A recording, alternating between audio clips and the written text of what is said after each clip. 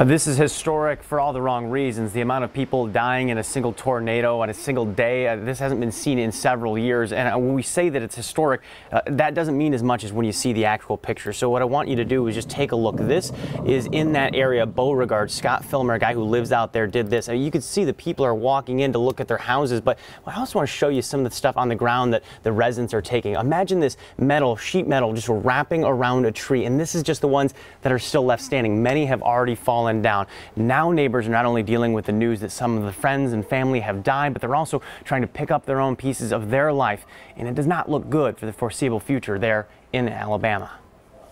This is sad. This is very sad. This is the view of a Georgia man watching as the tornado rolls in. But in Alabama, believe it or not, the devastation is even worse.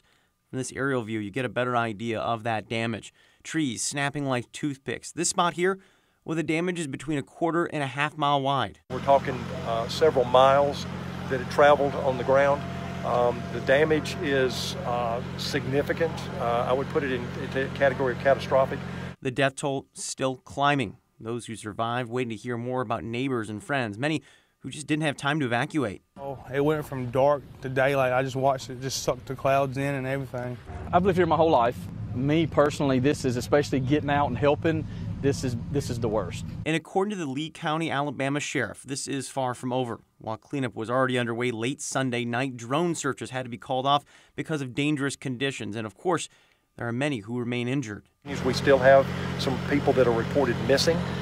We have not identified all of the fatalities yet at this point, but we're continuing, of course, to take care of that. We also have had several individuals that have been transported that were injured to the hospital, some of them with very serious injuries.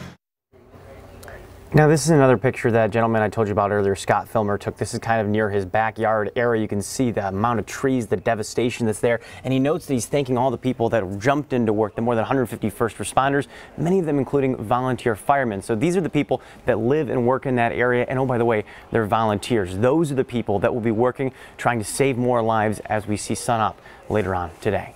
For now, we're live in the newsroom. Matthew Smith, 7 Action News. All right, thank you.